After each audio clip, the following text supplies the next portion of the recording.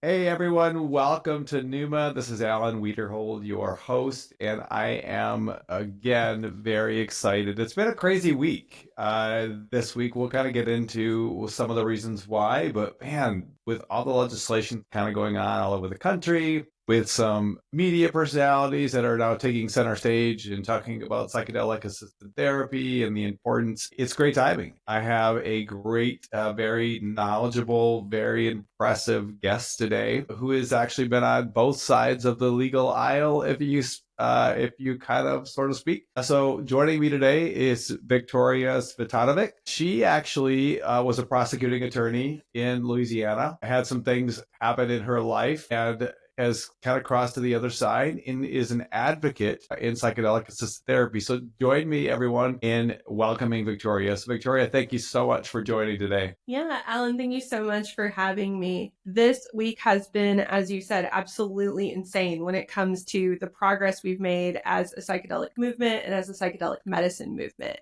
And there's no one I would like to talk about it with more than you. Thank you. And let's get right into it. So the world went bananas this week because Oprah Winfrey and Michael Pollan were on a podcast very similar to this, and they were talking about psychedelic assisted therapy and mental health. Now, I say psychedelic assisted therapy because I think there is a differentiation here. So let's get into it. Like what I'm listening to, like the web and all of the comments, and ironically, I was actually having a conversation with my sister-in-law who has this belief that Oprah is the devil. Mhm. And I know that there is a lot of mixed feelings whenever you have a media of that personality. Yeah. Absolutely. I think when you have someone like Oprah, who's been in the public eye for so long, you really see the effect of the scientific method happening. She's promoted a lot of things that we now know were not best practices. She's promoted and said a lot of things that we now know are not the ways in which we need to protect our mental health.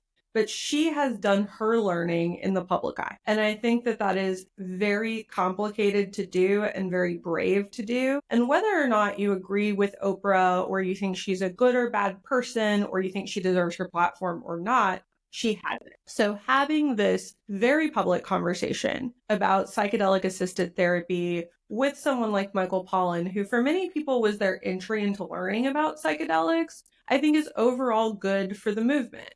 We have two very mainstream media personalities talking about this in a serious medical way. And that is important regardless of our opinion of those particular personalities. I agree. And I don't know, we'll get into your story, but for me personally, Michael Pollan's book and the documentary were, I mean, they were very eye-opening for me because I'd always been told my whole life they were drugs. I believed a lot of the lies that we were told. And when I was searching for my own experience, his book is what really kind of opened the door for me. So, yeah, I mean, I get why people think the way they do. And then there are a lot of those who I just celebrated my second year of being in this space. And there are a lot of people who are, well, one mushroom trip and he's an expert. Well, like you're Mhm. saying, he has a platform and he has done a Yeah, lot of good. he has a platform and he has a very specific voice that I think is very approachable for a lot of people. In How to Change Your Mind, we see a person who has some misconceptions and very little knowledge about psychedelics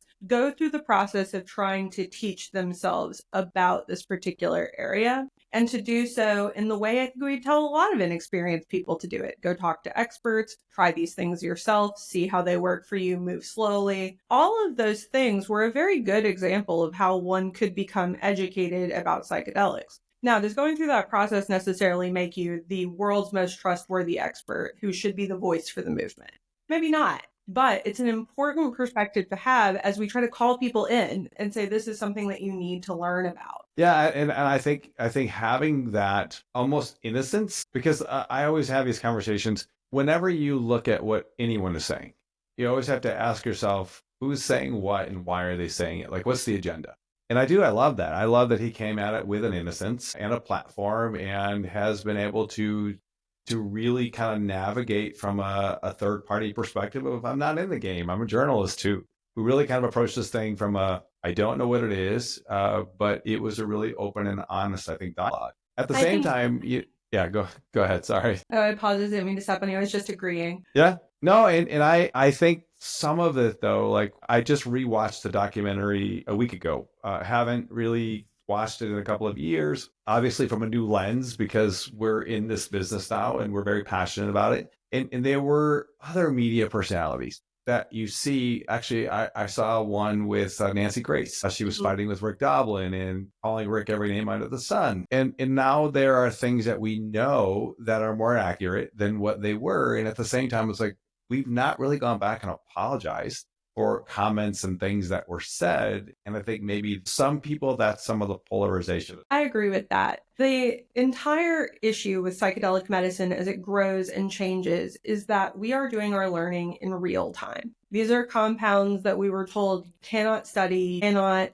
engage in the scientific method with these things at a large scale for a very long time. And then, thanks to the work of dedicated researchers, legislators, and patients, we have started to open up just a little bit to start learning. But we are doing this learning publicly and while people are watching. Our movement has to be an example of science and humility if it is going to be safe for patients and people. We have to be constantly saying we are learning all the time. We are funneling profits into research. We are wrong about this thing that we said 2 years ago or 3 years ago. You talked a little bit about my story. I am a person who spent a lot of time saying I was wrong about this. I was a criminal felony prosecutor in Orleans Parish, Louisiana, in New Orleans, and I started out on the drug docket. That was the very first thing I did. And while I like to think I made all of the right decisions and I knew exactly what I was doing, as I've grown as a lawyer and a person, I have come to realize that I have an obligation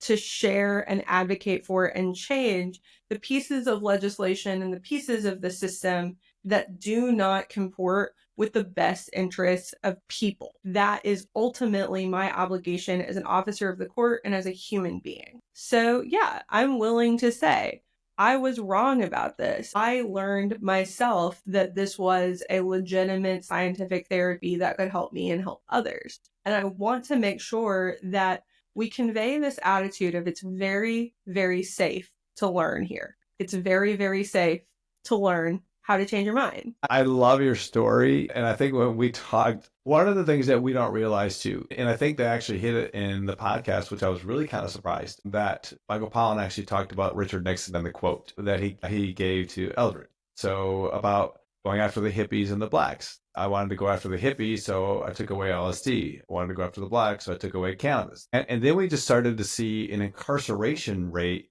higher than anywhere else in the world. Can you kind of share that? And then how did we take that and then even expand that in the 80s under Reagan, where we now have this war on drugs, where I kind of think we're still trying to demystify or trying to destigmatize from that? Absolutely. I think when we talk about the criminalization of drugs, we have to talk about our prejudices as a society. It is no secret that different elements of society use different substances at different rates. And so because of unequal power structures, we had a very high social acceptance of alcohol and very low social acceptances for things like cannabis, psychedelics, and other drugs. And this went into the original version of the Controlled Dangerous Substances Act.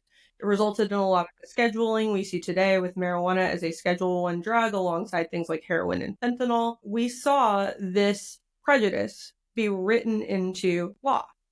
And then we saw a lot of research go into creating a scientific basis to back up the decisions we had already made based on our own prejudices as a society about what drugs were acceptable and what drugs were bad or were leading one down the wrong path. I think a lot about the term gateway drug when we talk about things like this, because you never hear alcohol as a gateway drug. It's always cannabis is a gateway drug.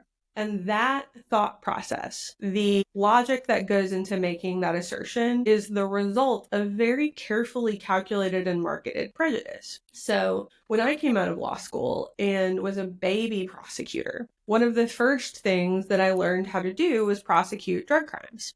I was involved in the process of screening drug crimes first. Screening is where you take an arrest that a police officer has made and you look at the charges that that police officer arrested that person for against the facts of the arrest, and you determine how you're actually going to structure what that person is charged with.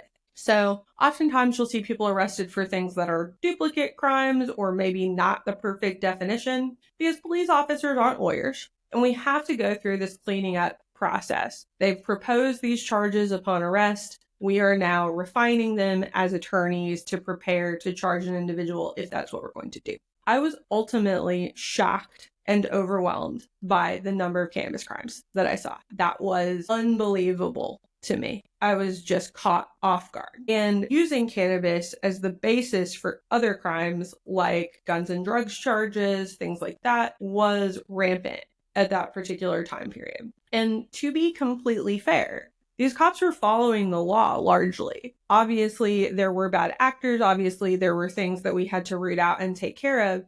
But largely, these charges were resulting from the way that the law was written, not a particular cop's preference for charging people for cannabis crimes. So immediately, I started to get very discouraged with the way that the system treated these people. I used to joke that if I quit my job, cannabis would immediately become legal in New Orleans because no one else would want it. No one else would want 700 cannabis cases that they had to deal with immediately. It's kind of like whack-a-mole, really. I mean, because it's like you're hitting one and like it pops and 100. Yeah, and you start to see people like chasing fines and civil asset forfeiture. It was really concerning. Then we saw the psychedelic arrests start, where people were starting to be arrested for having small amounts of mushrooms or things like that at festivals. And it just seemed like such a massive waste of resources in a system that was so overburdened. I was making... So out of curiosity, I didn't mean to cut you off. What does it cost to prosecute somebody for... Because as you're saying this, I'm thinking of what is the police time? What is your time? Like, what are taxpayers paying to go after this? It's got to be crazy amounts of money. It is crazy because you're paying police officers, you're paying arrest personnel in the jail that are booking people, you're paying corrections officers, you're paying the minute clerk at the court, you're paying the docket clerk at the court, you're paying the magistrate, you're paying the eventual judge, you're paying the public defender, you're paying the prosecutor, you're paying all of those people's support staff. So admin, secretaries, things like that. All of this work, you're paying the testing personnel, you're paying the people who are storing the evidence. It is a lot that goes into enforcing these particular things. And what it results in is a very overburdened system where highly underpaid people, because obviously we don't have enough funding to adequately support this network of charging people with cannabis crimes. Very underpaid people who are very overworked end up getting very frustrated with the system very quickly. And I was like that.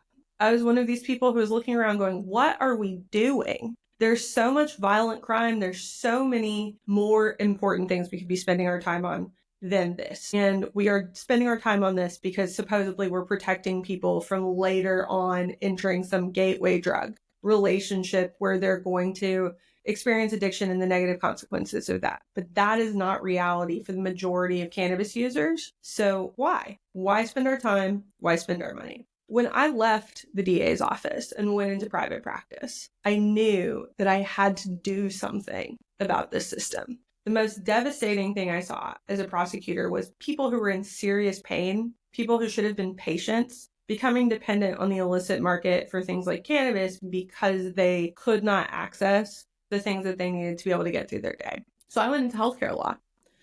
I was a medical malpractice defense attorney. I did board defense and medical regulatory stuff and started learning the medical system with the objective of seeing how cannabis and psychedelics fit in to that particular system as it exists as a medical model. There are lots of criticisms of the medical model when it comes to cannabis and psychedelics, and a lot of them are legitimate. But this is the system that we have in place to allow people to avoid criminal liability. So I wanted to make sure that I knew it. As I grew in this space and started to work with cannabis providers and cannabis healthcare practitioners, I was in an accident. In 2 seconds, I became disabled. I was at the gym and I fell and I broke vertebrae in my back, squished all those discs in between, and was left in chronic pain. It's been nearly 5 years now, and I am still in chronic pain. So when I experienced that, I was 29 years old, and I had never thought about the fact that living in a human body means that you can become disabled in any instance. The one community we can all join like that, and you'll never get it back. I went through the grief of losing the life that I thought I was going to have. I went through the grief of recognizing that I didn't enjoy the body I had while I had it. And I was so critical of my gym performance and the way that I looked and all of these things. And I never was thankful for being in the presence of my own body, of my own home. And I was left at 29 years old with the rest of a life in chronic pain. So what do you do? I think I did what anyone else would have done, which is get mad and get depressed. I thought I was, dragging myself to physical therapy and doing the best I could, but I was really sad. And it was starting to spill over into everything else I was doing in my life. What happened to me was too big for me to hold on my own. It was too much for me to carry. So that anger and sadness splashed out into my personal relationships, into my passion for work, into everything. And I was lucky enough to sit down with my spiritual advisor. I practice Soto Zen Buddhism, and my teacher sat down with me and asked me why I hadn't accepted the ketamine-assisted therapy that one of my clients had offered me. And I told him, I've committed to this mindful, sober life as a Buddhist.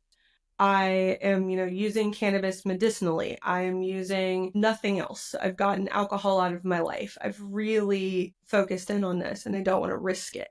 And he asked me a question that changed the course of my life, which was, is psychedelic medicine for connection or for escape? This is a question I ask a lot because we have this thought process around drugs, not realizing caffeine is a drug. Alcohol is a drug. And it was, as you were talking about alcohol earlier, I was thinking, I did a TikTok video. Richard Nutt did a study in Europe, and he looked at all of the good and bad drugs, if we call them that, and which ones were harmful. And the most harmful one was alcohol. And the one that was like lowest on the totem pole was the mushroom. Like, and then from an addiction, same thing. It was just kind of, but we've just been okay with that thought process. That question clicked something in me. I think that my upbringing and my experience in the criminal justice system had kind of primed me to be skeptical of anything that wasn't alcohol. And when he asked that question, I was forced to ask myself, why do people go into this field? Why do so many doctors take time out of their very profitable lives to learn about psychedelics and offer them to patients? Why do people take the risk of offering ketamine in an off-label prescriptive circumstance? Why do people do this? And the answer for me was, they aren't trying to help me escape my problems. They're trying to help me connect with community and with myself to build the resources to address those problems. Yeah, because oftentimes I see, and I talk to a lot of providers, like doctors, who are just like, they're so passionate about this. And it's a hard road. I mean, it would be so much easier in a medical model if you just became an ER doc, or you did this instead of hanging a shingle and trying to start your own ketamine clinic. They're tough. Like, I mean, it is tough to make it work. It is tough to make it work. And especially in the days when I was starting my process as a patient. In the South, where I'm from, this was very new. I grew up in a very conservative area of the country, and I started my professional career in Louisiana. So I was in this area of the country where there was a lot of skepticism around anything that could be considered alternative to the typical model for treating pain. These areas of the country really struggle with the opioid epidemic and really struggle with high levels of veterans and older people that cannot access pain care. When I started talking to the doctor who would eventually be my ketamine-assisted therapy provider, she told me that she had left her profitable internal medicine practice to start this little ketamine clinic because she wanted to do something about this place that she loved so much. She was sick and tired of hearing all of the psychedelic research come with, a Northeastern accent. She wanted to talk to Southerners about psychedelics. And I thought that was so admirable, because what a scary group of people to talk to about psychedelics. Yeah, because I'm thinking Louisiana, like that's the only one too where Amanita is illegal. Yeah. Everywhere else is just kind of a, yeah. So it's. There's a lot of conditioning that goes into growing up in the South. And I loved growing up in the South. I'm a very proud Southerner. But there's a lot of conditioning that comes with it. There's a lot of religious belief. There's a lot of social conservatism. And it's very difficult to take a step outside, but she did. And when I had my first ketamine session, I remember at the very end, like taking both of her hands and saying, you have to let me look at your insurance. because I was so concerned that this would go away. We had to make sure she was protected. And that's how I took that step away from being a traditional healthcare lawyer into being a psychedelic medicine and cannabis lawyer. We worked together to build her a safe, easy to educate patient on plan so that she could have a patient walk in, assess them, and also see what their relationships with the rest of their medical team looked like, such that we could provide community care in a way that was where everyone was aligned. That lack of community, that people doing ketamine therapy alone thing, that's really scary. And so she committed herself to building out the patient safety side of her network. And we did it together. And now she's operating one of the premier ketamine clinics in the South with very high levels of patient satisfaction because they were educated on what they were going into first. So what does that look like? Because I have several friends who own ketamine clinics. I have lots of friends who are interested in starting ketamine clinics. What would that model look like? Because I can think of what the traditional model is, and typically, like we talked about, like I see a couple of doctors who are super passionate about this, and they hang a shingle and open for business, and then they kind of get into, is it Spravato, inhaler, because I could bill insurance companies, but then they realize there's no money in that. Then they have to deal with insurance companies, and then there's intramuscular, there's IV. I mean, there's all kinds of different kinds. But what would that model look like? What would you recommend to somebody who's thinking about getting into this? So first of all, this is not legal advice. I am not your lawyer. Do not sue me. But when I think about how we're going to operate a ketamine clinic, the first thing I think about is, what does your local medical board say about off-label use of ketamine? I think every doctor should start with what advisory opinions or other written information their local medical board has given about off-label usage of ketamine, because it'll tell you really quickly what they're concerned about and what you need to build into your risk management plan in order to make sure that you are providing the most evidence possible that you are taking care of your patients. The next thing I would have people look at is, if you're licensed in multiple states, pull the medical advisory opinions on ketamine from each of those medical boards as well, and list out their concerns about off-label usage. For a lot of people, one of the concerns about off-label usage is the use outside of ketamine treatment by patients of other drugs, or what are sometimes called like street drugs. So we look at that list of concerns that you've taken from your medical boards, and then we start building a patient treatment agreement. And that patient treatment agreement contains everything that a normal patient treatment agreement would, about electronic signatures and payment requirements and all of that. But we also build in things like, you consent in advance to being given a UA the second that you walk in the door before treatment. Treatment will be refused if you refuse a urine analysis drug test. We build in things like pregnancy tests. If you're a person who can get pregnant, we are going to test you. You consent to that in advance. You obviously provide the consents again every single time that they take that test, but they know before they walk in the door that this is what we're going to do. We also talk to patients about things like weight before it is that we start the treatment. In the patient agreement, we lay out, you're going to be weighed. We don't have to tell you your weight, but we need this information for the following reasons. We lay out dosages, the type of ketamine that you're receiving, and how weight affects that, such that this person is fully aware of why they're being given these tests and why they're being asked for this information about their bodies and what it has to do with treatment. Another thing that has come out of these analyses of medical board opinions before is communication with active therapists that are treating these patients, and also whether or not that therapist has any reason to believe that ketamine treatment would not be appropriate for this particular patient. Because of that, we've built in consents before, where these patients have to give us the name of their therapist and allow us to call them and talk to them. And we even have a standard letter for some of these clinics where a therapist can sign and say, based on what I know about this patient in my limited capacity to treat as this form of certified medical provider, I am, to the best of my knowledge, not aware of any reason why ketamine therapy would impede or otherwise negatively affect the treatment that this person is undergoing with me. So this is so thorough. Like, this is, yeah, because I'm just thinking of like a handful of people that I know that I don't know are doing any of it. Well, and this is an evolving standard of care in ketamine. When medical malpractice, we always talk about what's the standard of care in your geographic area. This particular standard of care, because this is off-label usage, is very evolving and fluid and dynamic. My job as an attorney working with providers in this context is to help you raise your own personal standard of care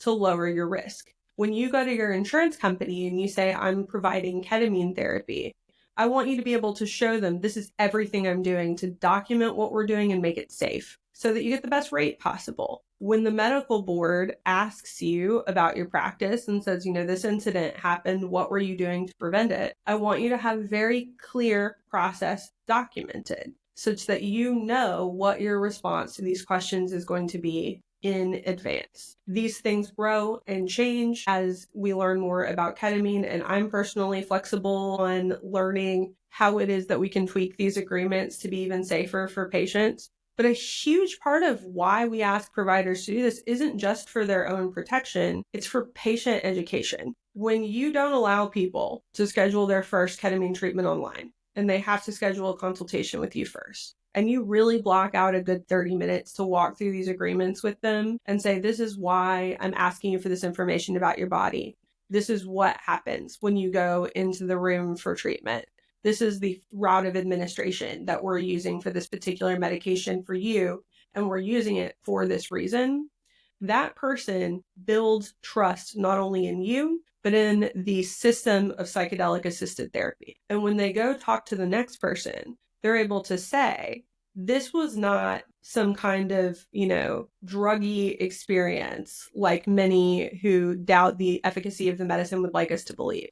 This was a well thought out, well planned out system of therapy from a provider who took the time to educate me and make sure that I felt safe. Now, you and I know that as people who've gone through some form of psychedelic assisted therapy, that having that trust in the space that you're in improves the likelihood that you will have a positive experience. But we're trying to not just have a positive experience during the trip, we're trying to have a positive experience from start to finish interacting with this practitioner so that we're in a headspace where we can effectively integrate the things that we learn from the experience. Which is what we always talk about. I mean, the trip itself is 10% of the overall healing. It's 90% of it is the integration of what you've learned. And as you're talking about this model, I can't help but think about the one that everyone was talking about. I mean, there was a documentary last Tuesday I watched with Matthew Perry. The likelihood of that happening to Matthew Perry under this model is zero. I mean, as you're talking, I'm like, there's no way that could have ever happened. Yeah, and I understand that there are differing opinions about take-home ketamine as a psychedelic assisted therapy, and I would say it depends on the provider, depends on the patient, and depends on the state laws and the system that they're working in. All of that's fine. But the Matthew Perry incident is very, I would say, seminal in the world of psychedelic assisted therapy because it gives a way for people to drive clicks and traffic when they talk about psychedelics. There was a moment after How to Change Your Mind where most media coverage of psychedelics is pretty positive. And the thing that was in the headlines to drive traffic was How to Change Your Mind, this beloved book by somebody who was just learning and trying things out, who had a pretty positive experience. Then Matthew Perry happens, and we all know there's a bias towards negativity in the way that people click on things and choose to read things. And from now until the next big thing happens, if someone wants clicks on their story about psychedelic assisted therapy, specifically ketamine, all they have to do is reference Matthew Perry. And when I think about the ketamine clinics that I work with, the people who are truly thinking through from start to finish their patient relationship such that they're maximizing patient safety, it just feels so bad for that person. I do not know his therapist. I do not know what their process was, but I feel so, so bad that he wasn't supported throughout that process to try to avoid negative consequences. Yeah, because I mean, I watched the documentary out of natural curiosity because we're in the space. 27 ketamine injections over a 3-day period, which is unbelievable. And then to hear that they were administering IV back of a car and that they were charging him these exorbitant amounts of money really did a disservice, like you're saying, to the entire industry. But it was really a couple of doctors just. But at the same time, we haven't really given the negative promotion that it in my opinion, to Purdue Pharmaceutical and the whole opioid crisis. It was news for a while. They filed bankruptcy. They paid a bunch of $1 billion, but to the family, the Slacker family, there was real no impact. I mean, none. Yeah. I mean, let's assume, for the sake of argument right now, arguendo on this podcast, that Matthew Perry's doctors engaged in misconduct. I think most of us are of that opinion, but let's just assume that that's a fact, right? When we think about how these few doctors' misconduct has affected the ketamine industry already versus the misconduct of hundreds of thousands of people that went into forming the opioid crisis around the world, it really makes me concerned that the opioid crisis is just too big for people to understand. And so it's easier to focus on this one story. It's easier to point out the thing that I can understand rather than trying to unpick all of the linked problematic elements that went into driving America's dependence on opioids. Yeah, and I think it was maybe some of because of who he was. Chandler. Now, I never really watched Friends, but listening and watching the documentary, the ketamine queen, I can't remember what her name was. The family actually had reached out to her in 2019 because there was another overdose earlier with a younger unknown. Mm-hmm. Never would have come to light of day had it not been Matthew Perry. So because of his status and because of who he was, which kind of goes back to your whack-a-mole in the early days of all of these unknowns that no one really ever cared about. So who cares if a city or a state that's in a poor South, has people dying? Like, it's not that big of a deal. It's not news. It's just like you were saying, it's just a prejudice. You immediately will assume that it was all these other factors instead of the system actually. Absolutely. The Matthew Perry case is incredibly complicated and incredibly sad. I grieve so much for his family, but I also hope that practitioners take a look at this and go, okay, what can I do to make sure that my patient isn't Matthew Perry? I see a couple of things in that case that immediately stand out to me, like not them saying that they didn't know all of the medications that he was on, the take-home ketamine thing, the take-home ketamine with numbers of other medications. All of that is fairly non-standard from what I've seen in the industry. Most people are doing a consultation, explaining a route of administration, and administering ketamine in office. Take-home ketamine is popular in some areas, and obviously there are like mail order clinics that allow you to do this. That's fine for the right patient. But I think when you're assessing whether take-home is appropriate for that person, there needs to be a secondary patient agreement that explains why it is that you believe that this person is qualified to take ketamine at home responsibly and what the restrictions are around that dosage. And maybe there was in Matthew Perry's case, but that's not something I've seen. And I immediately, watching that documentary, thought practitioners should take a lesson from this and recognize that in-office patients and take-home patients are two very different animals and they need to be treated differently, educated differently, and administered to differently. I agree. I have some friends who have done the at-home mail-in ketamine, and there's a lot of them. I think like there's 12, I think, right now, and there's two that are the largest, and one that is going through some growth challenges right now, and they're moving a lot of their coaching facilitation to AI, which we kind of have. That's a different conversation for another day. Another one that is not. I mean, they're very focused on that, but I also have friends who have used both, who will take all 6 weeks at one time, because they want the experience at that one time. They're skillful psychonauts, but there's really never really been a warning from either from any of them that I know that if you've taken these 6, you could use the 6 weeks, can't do it again. So it is an interesting kind of an intersection of, you could have people who are just taking all 6 weeks, they're abusing or whatever. So there does need to be these different kind of train of thoughts for protection. And I think the standard of care for at-home ketamine will largely develop separately from the standard of care for in-office ketamine. There will obviously be some overlap. But as these companies continue to increase in popularity and there are more and more reports of how people are actually using these kits when they're at home, we will see what warnings need to be given and what restrictions need to be placed on the patient's access to the program if there's evidence that they are not following those instructions. Yeah, I mean, we're in an interesting business, because at the end of the day, we want people to heal, and there's no profitability in healing. I mean, let's just call it what it is. So that's why I always find the at-home fascinating, because I've heard of people being in these programs for 6 weeks, and then you're given the opportunity to sign up for another 23 weeks. And it's like the whole idea here, people, is to heal and to get off of the completely, to be able to learn the skills, the coping, to be able to have meditation and the integration part so that you can have these skills on your own.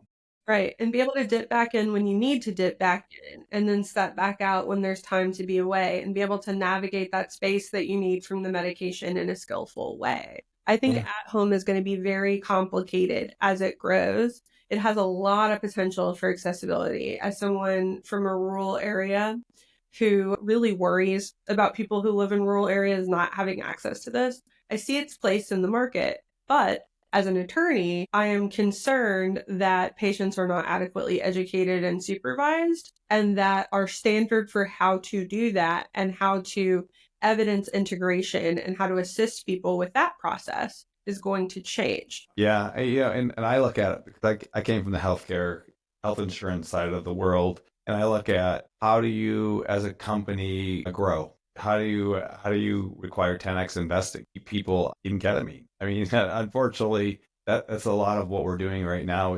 We're seeing it kind of play out in pharmacy transparency and with health insurance companies like United Healthcare and these other ones. So it is going to be interesting, but now we're in this like really amazing time to be in this industry and to be in the healing. Mental health is becoming a bigger focus. People are now being more comfortable. People like you and I we're standing up and telling our stories, which, again, 10 years ago, there would have been like this mystification of telling. I remember when I came out to my office, I told my partner I was sexually abused. He's like, "Are you okay? I'm like, dude, it was like 48 years ago. Like, it's not happening to me today." But those are typically the responses you get when you hit an area of mental health or chronic pain, and you now are comfortable. I think we're a little bit more open now to having these conversations. There's still this bias, as we talked about, but what do you think? I mean, you think people are now more open to be able to talk about mental health? I think so. I think your average person is more articulate about mental health as well.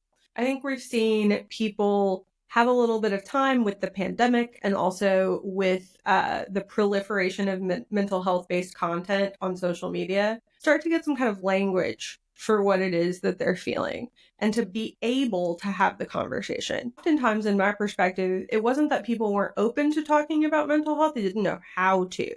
And that discomfort made them not talk. Now, what I see is that people have a little bit more language.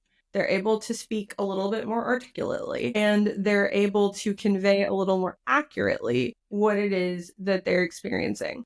I think about this a lot in the language of chronic pain. When I first got hurt, so many of my friends would say to me, "Oh my God, you're so strong. I could never do what you're doing." And I'm like, "Bitch, I didn't choose this. Of course, I'm doing this because I have to." And here's the thing, you would too. If you got hurt and you did this and the choice was never leave your house again or go to physical therapy, you would go to physical therapy. Anybody would. What my perspective had to expand to was that I could both be in pain and have a good life. Both things could happen at the same time. And I think as a society, we're starting to realize that we can both talk about mental health and be competent professionals, wonderful parents, people who are driving society forward at the same time. Yeah, because as you're talking about this, yes, we're able to put a voice and a picture around mental health, but I don't think we're there yet with chronic pain. As you're talking about that, because as you're saying chronic pain, I'm like, that could mean so many things to so many people who don't even know how to articulate what chronic pain is. Absolutely. I think a lot about the term dynamic disability when we talk about chronic pain. So many people are walking around our society dealing with dynamic disability without ever being able to say that word.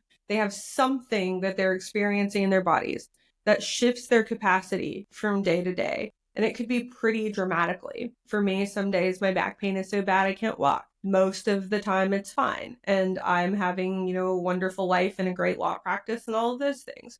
But because of that shift in my support needs and in my pain levels, I can feel a little bit self-conscious about telling people I struggle with this and I need an accommodation. And I think a lot of people in society are struggling with just that piece of the terminology before you even start talking about how this affects my life, how it affects my view of the future, and how it affects my view of humanity. Really, what I needed out of psychedelic medicine was the ability to hold all of this at once and be able to articulate when I needed to articulate, but also being able to retreat into myself when I needed to be with myself. Which is usually the hardest thing for some people, is to be able to Absolutely. retreat into yourself. Absolutely. And the chronic pain conversation is so personal and so affected by very well meaning people who want to acknowledge the seriousness of that pain without acknowledging that somebody also has to live a life while they're dealing with it, that the mental health model of giving us language needs to step up in that area. I truthfully, I mean, as you were talking about that, I'm like, this is something we really haven't talked a lot about in any context. Even defining what it is, but then having to carry all of that. Like, as you had said at the very beginning, you were 29, you had this life, and you had this thought process of what life was going to be, which I think we all naturally do. And then one small thing can happen and can just kind of spiral all of that. And until we're able to really love ourselves and truly love ourselves, it's hard to be able to really do anything else. Absolutely. And I think that's one of the things that I gathered from the podcast yesterday is that anxiety and depression and all of these things are the same symptom from the same place, just exerting or manifesting in different areas, which I thought was kind of fascinating. It's very confusing to approach living a life with chronic pain. And one of the things that I was incredibly struck by when I had this injury and had all this nerve damage and knew that my life would be more uncomfortable than it was before was how many people seemed to think that my life was not capable of being good anymore. They Mm. would say things like, oh, that's so hard. Oh my God, that's so hard. And while it is, if that's the only thing you're hearing about your life, when you talk about your life and people go, oh my God, that's so hard, you start to internalize that and go, is my life just really, really hard? And I've had to push for the expansion of the perspective that one can be living in an uncomfortable to be in body. The home that you have cannot be the most comfortable place for you to be. And your life is still inherently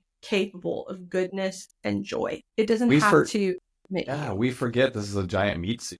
I mean, there's so much more to this than what we have going on. So this brings me to, like, where are you now? So when we were talking, there are and we kind of talked about this at the very beginning. There's a lot of really cool things going on. Like 240 studies, I think, all over the world is the last I checked. We're studying everything from chronic pain to general anxiety to depression. I mean, it's the gamut of everything right now. There's some really cool legislation kind of happening everywhere. So when you and I talked a year ago, around this time, I was kind of thinking, I was part of a decrim legislation bill in Maryland where we're looking at decriminalizing stuff. In I think it was 22, DC had already decrimmed with their proposition, which is like right on the border of where I live in Maryland. New Jersey has some versions. I mean, there's like 14 states that are in some area, and we have Oregon and we have Colorado, and now we have Mexico. Like, We what's have the movement in New Mexico. yeah, like, and this is like crazy. This is like crazy, like New Mexico. Like you're thinking New Mexico. Like I don't know why. My family came from Mexico into New Mexico before they moved into Colorado. But I mean, you wouldn't think New Mexico. So what's going on? Like this is like really exciting stuff because this week we had some really key stuff happening. Absolutely. So I moved from Louisiana to New Mexico about a year and a half ago and was making that move partially because of the momentum in the psychedelic movement and the way that the New Mexico legislature has taken on addressing the healthcare issues in their state in a proactive way. So when I got to New Mexico, I started hearing about this Medical Psilocybin Act. And the act put forth a proposal for a medical model that incorporates equity and incorporates research funding into the act itself. So, this would be a purely medical model. If it passed, it would allow for the creation of an advisory board and rules for practitioners to enter the prescription of psilocybin medical market, for lack of a better term, along with ensuring that there is an equity fund for patients who could not otherwise access psychedelic assisted therapy and a fund for research within the state to better understand the effects of these compounds and how we can administer them safely. As the legislation is written at this moment, and that could change at any time, the program would go into effect on December 1st of 2027. So it would pass, and then we would have an entire year and a half, nearly 2 years, to build out the rules and regulations and start to get producers into this market and get providers ready to administer care. All of us in the psychedelics industry know that that ballot initiatives are typically our only effective way of getting any of this stuff passed. Legislation has not been very effective for the psychedelics movement, but here in New Mexico, we've seen some pretty amazing things happen pretty quickly. On February 12th, this Medical Psilocybin Act passed out of the Senate's first committee that it was sent to. And then just yesterday, on March 5th, it passed out of the Senate Judiciary Committee. So now it's heading to the Senate Finance Committee. And I should clarify, there was a substitute bill proposed at the Judiciary Committee that suggested some changes to the bill, specifically around the way that the Equity Fund and the Research Fund will be funded. Originally, there were $2 million allocated, $1 million to each fund. This particular version of the bill states that this will be funded by appropriations as well as grants and donations and other gifts. So the funding has gotten a little more amorphous as we've moved, but now we're at the Finance Committee and we can see which version of the bill it is that they believe is the most sustainable for New Mexico. If this passes out of the Finance Committee, it will be voted on by the New Mexico Senate and then moved to the House. And we could be the first state to have a legislated medical psilocybin program. And these weren't close votes. No, either. They were not close votes. We came out of the first committee 10-0, and then we were 8-1 with the lone holdout at the Judiciary Committee stating that she is pro psilocybin. She just does not know if we have enough scientific evidence yet in order to be able to implement this program as a state. So we see a lot of support. The bill was introduced in a bipartisan fashion. So we see that both Democrats and Republicans in New Mexico are putting the best interests of patients first rather than politics or profit. What's the overall feedback from, because you had said, I mean, this will be the first legislative model. When these typically go to referendum or they go to a vote in state, like we just saw in Massachusetts, like it actually died on the vine and vote. So what is the overall feeling of the citizens of Mexico? Is there any kind of a temperature? Are they pro or are they not? Yeah. So I want to point out that I can't speak for the entire state of Mexico. Yeah. And also I live in northern New Mexico, which has a number of cultural differences from other parts of the state. But what I can tell you from every person I've talked to, whether I'm talking to someone from Las Cruces or Albuquerque or Santa Fe or Taos, I am hearing we want to do whatever it takes to protect our citizens. We have, more firefighters that have passed away from suicide than from fire in the past 5 years. We have huge veteran communities here. We have Native communities that have been through horrors none of us can imagine. There's so much pain that exists in being a human that the state of New Mexico really has started to come together and say, what can we do about this? And this has gotten a lot of support as a measure that keeps people off opiates, gives them another option for their treatment-resistant depression, their PTSD, their substance use disorder, their end-of-life anxiety, these illnesses that all of us have been touched by. And I think overall, the state of New Mexico has expressed tremendous amounts of support. I love that. And I was looking at, I have a book that my dad gave me that my whole family lineage is actually in this book, The Origins of New Mexico Families. So as you're talking about this, again, my family was from Mexico. So I understand a lot of what was going on with the tribes, and just so fascinating when I heard all this was happening in New Mexico, because it's time. It is time. And I love that. And I keep going back to this podcast. He said, welcome home. When Bob Parsons said, when I got to do psilocybin with some veteran friends that were in Vietnam, my dad was in Vietnam, and they were able to say, welcome home. So it's so great now to be able to see that a state is actually looking out for the interests of its citizens, to be able to give them a welcome home. Yeah. I see a lot of genuine compassion coming out of discussions from this bill. There are people that are concerned about safety. There are people that are concerned that we don't have enough information yet. but I'm not hearing a lack of empathy or a lack of a desire to provide the best medical treatment. One thing that I have just found fascinating about watching this bill go forward is that all of the media coverage from outside of the state is like, groovy reception and like New Mexico is going to legalize magic mushrooms. But what they're not talking about is the true care that has gone into building a sustainable medical model. We see a medical model that forms an advisory board that requires tribal representation be on that advisory board. We see that advisory board actually have time to build out the rules and regulations and to allow producers and providers to assess what those rules and regulations are going to be before they enter the market. And then by the time the program actually starts, not only do we have all of this laid out correctly so that people can follow in a safe and compliant way, we also have this equity fund and research fund already in existence. So investors who want to come into the state, people who are interested in seeing more equitable access to psychedelic assisted therapy, they already have somewhere to go. The thought and care that has gone into building out this particular legislation has, in my opinion, not gotten enough attention when we've talked about it in the media. Great, because it really is creating a solid foundation for a system that could really work for years to come with all of it. Because we don't think about, and the media, oh, again, we kind of talk about this. The media is always so fascinating because it's always they get back to the 60s. It's always the magic and the like. And I heard a number a year ago that we need, when this passes, we need a number of 100,000 therapists, facilitators, social workers to be able to to meet the minimum foundation in this country nationally.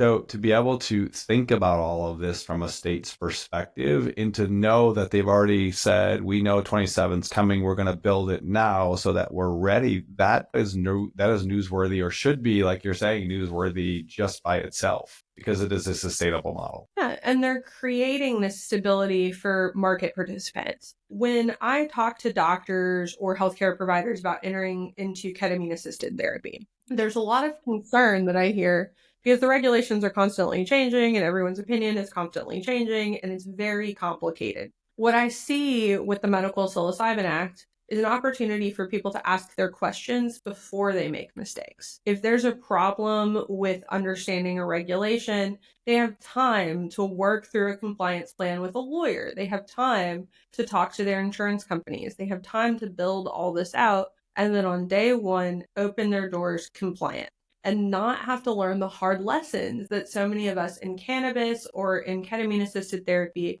have had to learn in an environment of patchwork and constantly changing regulations. How do you think that this differs from some of the other models that are out there right now? I know Colorado, it's been doing this for a while. I know the cannabis model, depending on what state, where you are. I remember going to a state for vacation, and I had to just walk into a cabana and get a medical green card for my, which I thought was kind of ironic. How do you think this is different, or not going to use the word better, but more thought out? And I think you kind of already said it. Just wanted to kind of restate it. Yeah, I think it's building on what other states have done, specifically in the psychedelic medicine space. I do not think that this is fairly comparable to most of the medical models of cannabis, because in many states, cannabis was never truly medical.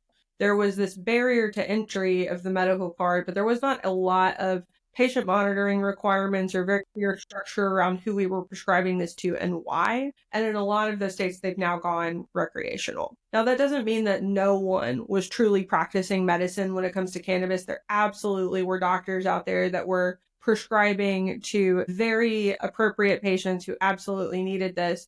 But everyone has a story of the hut and the little medical card that you pay $500 for or whatever it is. In Colorado and in Oregon, we saw a lot of dedicated work go into the idea that psychedelics can be administered as a serious medication. They really laid the foundation for the idea that this is not just a music festival drug or something that billionaires do at retreats to receive enlightenment. They showed how this could be a statewide medical program that your average person could access if they needed to. What New Mexico has done is look at these medical models and go, okay, this is a thing that can be done. How do we want to do it in a way that fits with our culture and with the needs of our state? And so they've looked at the population and they've looked at the conditions that there's the most evidence that psilocybin can help at this point in time. That does not mean it's all of them, but we have limited research at this moment. So they've really drilled down on the conditions that we know that we get a lot of positive results from. And then they've laid out a plan for how to build it slowly so that market participants are entering with that solid base of knowledge and regulatory compliance. I think that's much better for patients because we're building on this hard work that everyone's done. Everyone knows what the rules are on day one. And we have the evidence from Oregon and Colorado that this is doable and that this can be sustainable over time. I cannot say enough about the good work of all of those in Colorado and Oregon who took the risk when the rest of the country wasn't ready. It's awesome to see because you also see Arizona like looking data like in certain conversations. So just kind of that it's like crazy. Like it's like but again, I go back to we knew all this in the 40s and 50s. Like I mean, to have mushrooms and LSD on the covers of Time and LSD in the 50s and 60s, and then to kind of watch it all just go away like overnight. It's almost a shame because we had all this research that was so well documented by these amazing places that were all just scrapped, shredded, and now we're kind of in this new renaissance of scientific discovery.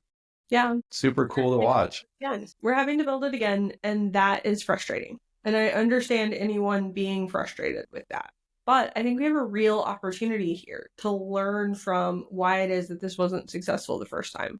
We as a society allowed our prejudices to overcome science. You'll see on my LinkedIn profile, I have this everywhere I go, science over stigma. We allowed stigma to decide for us what kind of medical future we were going to have as people in the United States. This psychedelic renaissance allows us another opportunity to say, no, we want the best in class medications for these often intractable conditions. So many people live with things like major depressive disorder for their entire lives. And I don't want to see another person go through that. So agree. I was talking to my wife the other day. She was like on a Facebook group of moms, and it's like, everybody, what are you doing for your anxiety? And they're just masking with SSRIs. I mean, I think it was like she said 1 in 4 was the number. It's becoming a huge mental health epidemic. So I'm glad that we're having these conversations. Absolutely. And I will say, like, I am not an anti-SSRI person. I have not at all. For myself, but it shouldn't be your only option.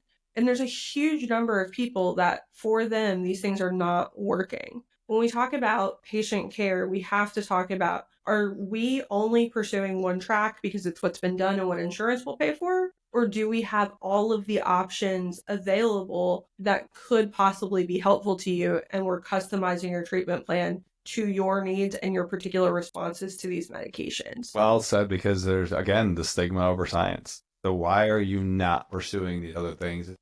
And we all have to ask ourselves, because I do believe saying this very, very same SSRIs do serve a purpose. And you just have to have access to all available care. Exactly. And you have to have an alternative if something doesn't work for you, or a complementary therapy if you need additional help. It really frightens me to think that we are not pursuing certain realms of medical research because there is some sort of bias either in our government or in our society that using these things makes you a druggie or somehow less than a moral citizen of society. And I think that right there is exactly it. Are you a less than or less than worthy of pursuing what is ultimately best available care for each person? Absolutely. We have so much potential when it comes to these drugs. One discussion I'm hearing a lot is, well, if ketamine therapy is available, why do other psychedelics need to be available within a medical model? That's a question that has come up several times. And it comes back to the same principle that you and I are talking about. Not everyone is going to respond to everything in the same way. Ketamine can be really isolating, especially in IV therapy. You can feel very alone. You might not be ready for that particular kind of experience, or it might be re-traumatizing for you. So having different compounds with different effects available, with different moods to the experience, gives us an opportunity to meet you where you are if they're both effective for your particular condition. We don't just have Tylenol on the shelves. We have Advil and Aleve. We don't just have one SSRI. We have so many different ones that you can try. There's no reason to limit psychedelic assisted therapy to ketamine other than the current scheduling rules. I never really thought about it like that. Yes, 100%. Because each of them respond so differently. I know when I started in this journey of working with others, I had a very smart friend say, in order to do this, you have to try all of them. Know how how they work, how you respond. There are different receptors, dopamine, serotonin, that's differently. So that is excellent advice. Victoria, how do we find you? So if I'm a ketamine clinic and I want to look at my risk, because this is a conversation that no one's ever had, how do we find you? Can I put the show notes on? Can you work with anyone, any ketamine clinic wanting to start? Or is already in business? How can we find you? Absolutely. So I'm with a wonderful group of women called Rudick Law Group. That's RUDICKLAWGROUP.com. If you go to our website, you can click to schedule a call or a consultation with us, and the women of that group can all see what it is that we can do for you together. We offer fractional general counsel support for established businesses that are in a place where they need a general counsel, but they maybe don't need someone full time. And we also offer a la carte projects as well as traditional hourly billing. And I love that approach. So when you and I were talking about it, I'm like, that's really smart. So just having like the fractional access is awesome. And you can work everywhere, whether you, perfect. So I'm going to put all of your information in my show notes. I will promote it all through the show. But I think for anyone interested in looking at the risk, because this is an area where I think we really have not been consistent. I love the idea of being able to hear you, Victoria, and her firm to be able to look at that information. As somebody who was on the risk side for 30 years, I can just tell you, you don't know what you don't know until it happens, and you don't want that. Absolutely. We can help your business look at your insurance, look at your cybersecurity plan, look at your patient protocols, look at all of the contracts and agreements that you're working with, and build you the safest, most compliant program possible. This also goes for cannabis providers. And if you're interested in entering a medical psilocybin market, let us help you plan it now. That is so perfect. And I think that as this legislation continues to progress, have you come back on so we can actually kind of follow how all this is playing out. We're at such an exciting time right now. And I'm so excited to be able to meet and work with people like you, and to be able to look at a community that really not only wants to heal, but we want to be able to let people do it in a way that is best for them. Absolutely. Thank you so much, Alan. My pleasure. This is Alan Wiederhold. This is Numa.